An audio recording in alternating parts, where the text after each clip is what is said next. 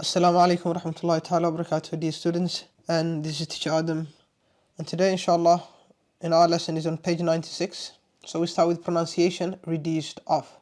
So the of is reduced wa yarayn alla yaraynaya, and marka f ta la saaraya, f ta marka la akhriyayo f ta la saaraya. Listen, dhegeyso, then say it, detana deh. Marka la akhriyayo f ta lama akhriyo. Was spoken English ka? What kind of movies do you like? What a kinda after wala baabiinaya. What kind of movies do you like? What kind of movies do you like? We're not saying what kind of movies. We're not saying that. Samar lama oranayo after wala baabiinaya.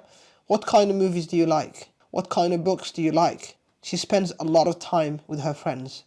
After wala gatagayas ma arkin. She spends a lot of time with her friends. She spends a lot of time with her friends.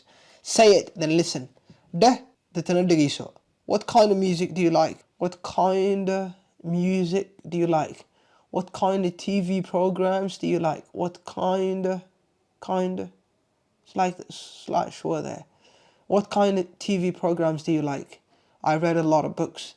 So let's continue. So this one requires a lot of, it requires a lot of repetition and reading. So you'll be good to go. Let's continue. Side-by-side journal. If you've been with me up to this far, you know what side-by-side journal is. If you don't, please go and do the previous lessons. Side-by-side journal. What do you do during the week? Week maxaad samaysaa? Marka waa assignment. Casharadii aan soo dhiganay baad ku salaynaysaa markaad wax qoriso. Book journal book waa inaad haysataa. What do you do during the week? Weekii maxaad samaysaa? What do you do on the weekend? Weekend-kana maxaad samaysaa? Write about it in your journal. Waxaad ku qortaa journal-kaaga ku qor. And if you can share the journal with me for some checkup, it will do you a lot of good. Chapter summary. Summary horaan usoo sheegnay summary waa khulaaso ama gunaanad. Chapter summary. Marka cutubka ayaa la soo gunaanadaya. Inta ma ku dhiganay. Grammar ahaan maxaan ku dhiganay. Simple present tense. Yes or no questions. Tense-ka la dhigtay waxa weeye simple present tense. Yes or no questions. Do I work? Miyaan shaqeeya? Do we work? Miyaan na shaqeynaa?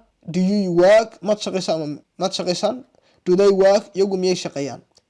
I, we, you, they, do bay qaadanaysaa. Kuwan oo dhan waxay qaadanayaan do. He, she, it waxay qaadanayaan does. Does he work? Miyuu shaqeeya? Does she work? Iyadu miyay shaqeysaa? Does it work? Iyadu miyay shaqeysaa? Simple present tense negatives. Simple present tense negativeskiisa waxaa la isticmaalayaa don't iyo doesn't.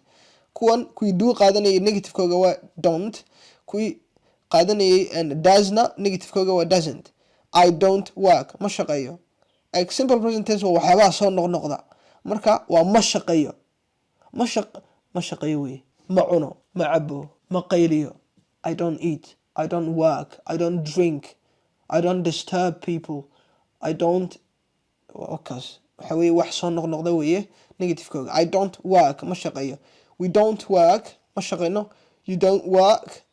Ma shaqeysid ama ma shaqeysaan.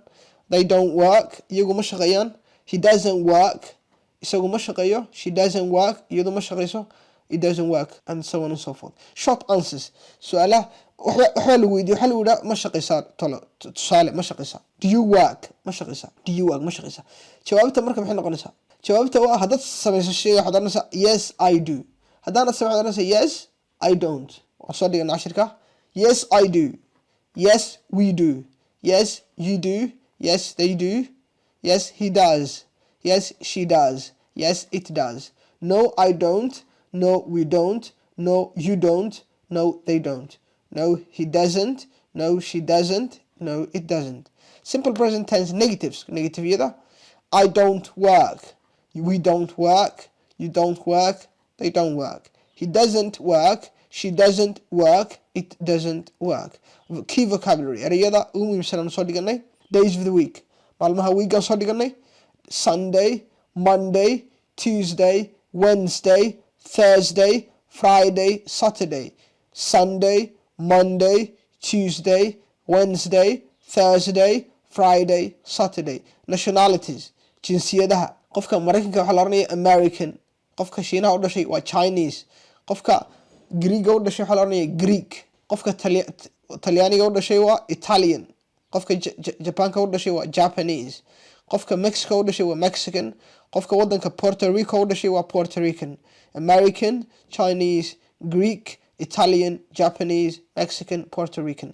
luqadaha languages, marka Americanka wuxuu ku hadlaa English, kan wuxuu ku hadlaa Chinese-ka wuxuu ku hadlaa Chinese, Greek wuxuu ku hadlaa Greek, Italian wuxuu ku hadlaa Italian, Japanese-ka wuxuu ku hadlaa Japanese, Mexican-ka wuxuu ku hadlaa Spanish, marmar way kala duwan yihiin, marmarna waa isku mid.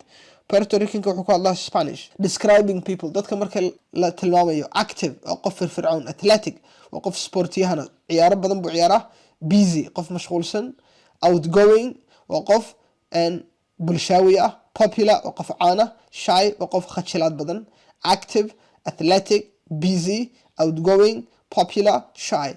Everyday activities, shaqooyinka maalin walba la sameeyo, babysit, ciyaalhayn, ciyaalka in la hayo, clean, nadiifin, do yoga, yoga la sameeyo, go dancing, chaasid, jog, in la ordo, waa ruclayn weeye. Play volleyball, ciyaarta, play volleyball, volleyball in la ciyaaro, ride a bicycle, biskiil in la kaxeeyo, waa ride. See a movie ama film in la daawado, see a play, riwaayad in la daawado. And dear students, that was a very short lesson. We'll stop the lesson there till we meet next time. I leave you with assalamu alaikum wa rahmatullahi ta'ala wa barakatuh. Bye bye.